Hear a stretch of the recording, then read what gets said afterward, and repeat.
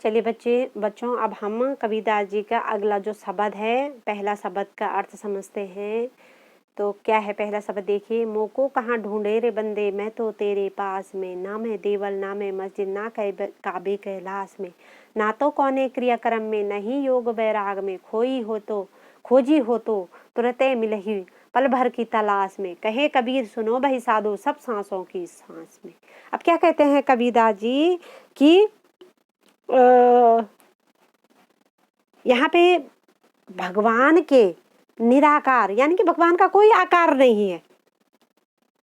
कबीरदास जी ने भगवान का कोई आकार नहीं माना है, तो इसीलिए मनुष्य को संबोधित करते हुए वे कह रहे हैं, मनुष्य तू मुझे क्यों जहां तहां ढूंढता फिर रहा है। मतलब ईश्वर की तरफ से संबोधन हो रहा है कि तू मुझे जहां तहां क्यों ढूंढ रहा है, मोको कहाँ ढूंढे रे, मैं तो हमेशा तेरे पास में हूँ।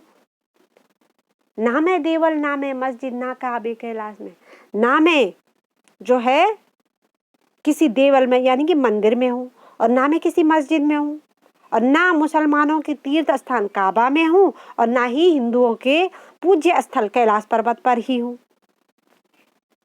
ना तो कौन क्रियाक्रम में, ना ही योग वैराग में, ना ही मैं किसी क्रियाक्रम में हूँ। अतः तू मुझे इन स्थानों पे क्यों खोज रहा है, मैं किसी कर्मकांड को करने से भी नहीं मिलता हूँ, और ना ही क्या योग वैराग में, यानी कि मैं किसी योग साधना हठ योग आदि से भी नहीं मिलता हूँ। खोजी हो तो तुरंत मिले पल भर की तलाश, लेकिन मैं तो सब जगह व्याप्त हूँ। यदि सच्चा जिज्ञासु या खोजने वाला भक्त हो तो मैं तो उसे तुरंत मिल जाऊंगा। जिसके मन में मुझे पाने की इच्छा हो, सच्ची ललक हो, उससे तो मैं तुरंत ही मिलता हूँ। पल भर की तलाश में माने थोड़े ही समय में, कहे कबीर सुनो भाई साधो सब सांसों की सांस में। सच तो यह है कि मुझे पाने के लिए कर्मकांड, योग वैराग्य, संन्यास आदि की नहीं, सच्ची लगन की आवश्यकता है। कबीरदास जी कहते हैं, हे संत भाइयों, वह परमात्मा तो सब प्राणियों में उसी प्रकार विद्यमान है जैसे शरीर के भीतर सांस विद्यमान होती है। वह परमात्मा प्राण बनकर तुम्हारे भीतर समाया हुआ है, अतः उसे खोजना है तो अपने अंदर ही खोजो, बाहर नहीं।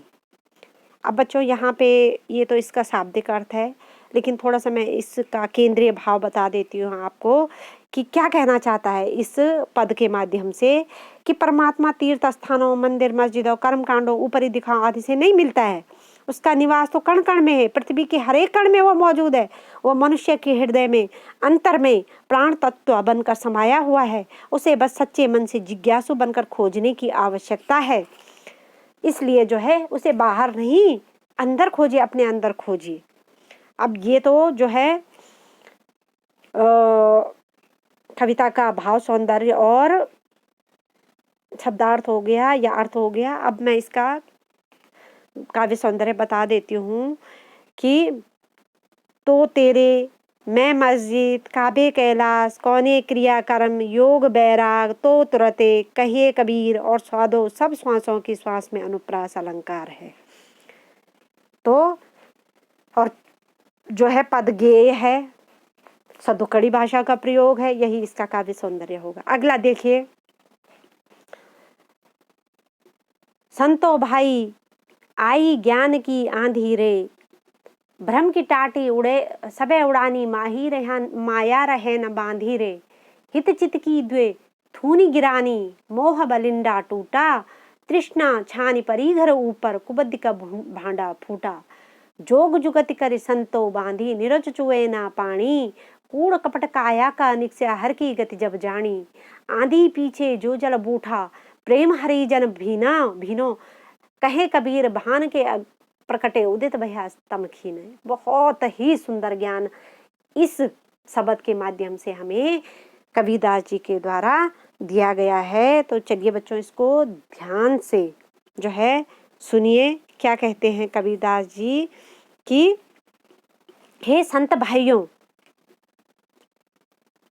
आई ज्ञान की आंधी रे, ज्ञान की आंधी आ गई है उनके जीवन में। ज्ञान की आंधी आना माने उनको ज्ञान प्राप्त हो गया है। अब क्या हुआ, उस ज्ञान के आने से उनके जीवन में क्या बदलाव हुआ? भ्रम की टाटी सबे उड़ानी, माया रही न बांधी।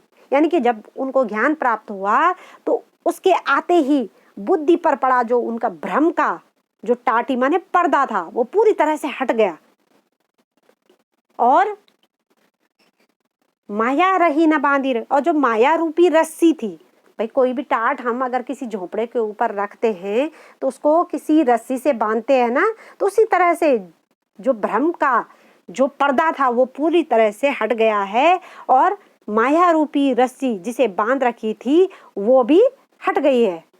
फिर कहते हैं हित चित्त की द्वे थूनी गिरौनी, मोह वलिंडा टूटा। अब क्या हो गया, स्वार्थ और संपत्ति का चिंतन करने वाले चित्त, चित्त माने मन के दोनों स्तंभ गिर गए हैं। जिन दो स्तंभों से मेरा मन बंधा हुआ था, क्या था वो, स्वार्थ और संपत्ति की चिंता, तो वो भी गिर गए हैं। अब मुझे स्वार्थ और संपत्ति की चिंता भी नहीं, और जो मेरे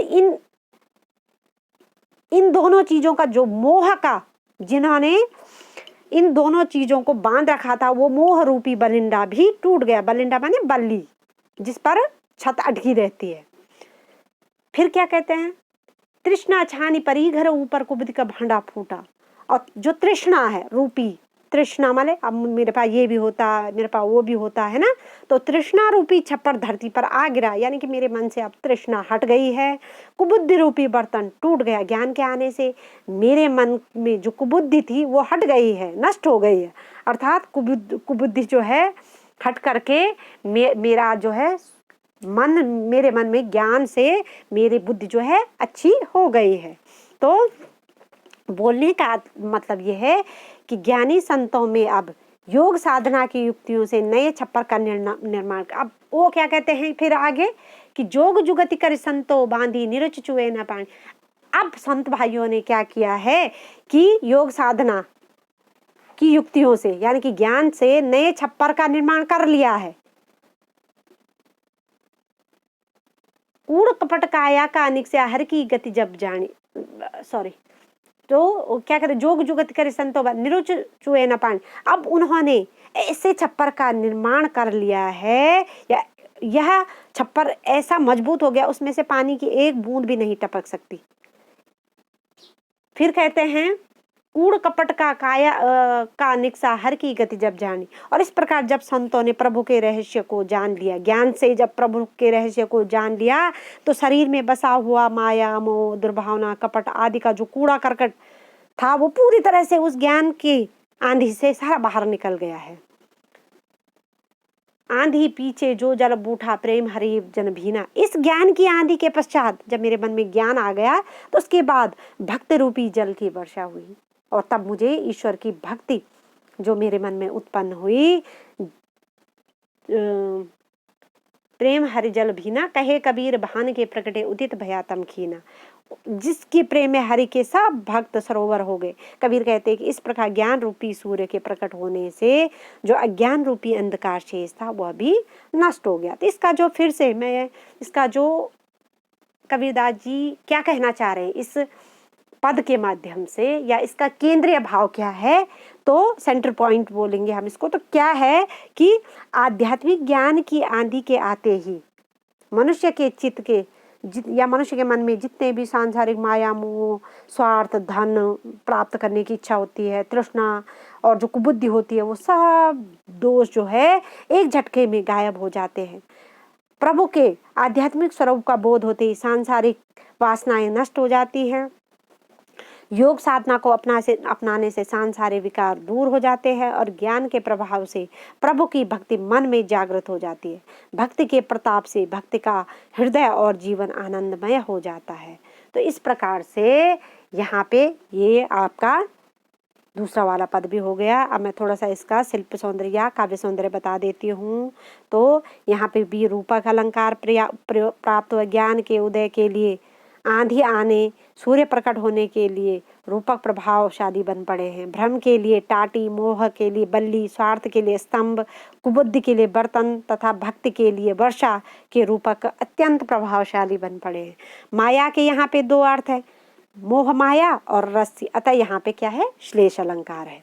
भांडा फूटना, भांडा फूटना यहाँ पे रहस्य खुलने का, भांडा फूटने का भी दो अर्थ है, एक तो रहस्य खुलना और एक दूसरा बर्तन टूटना। तो यहाँ पे भी श्लेष अलंकार भी है और मुहावरे का प्रयोग भी किया गया है।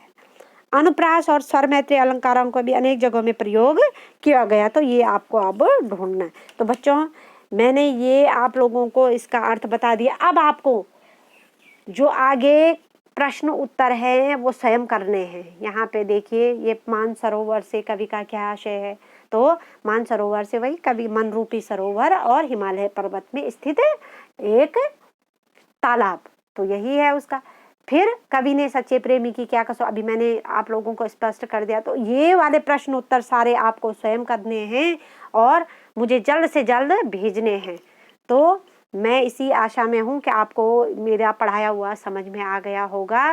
तो चलिए बच्चों, अब आपका काम है, आप जल्दी से इसके प्रश्न उत्तर मुझे भेज दीजिए, व्हाट्सएप कर दीजिए। धन्यवाद।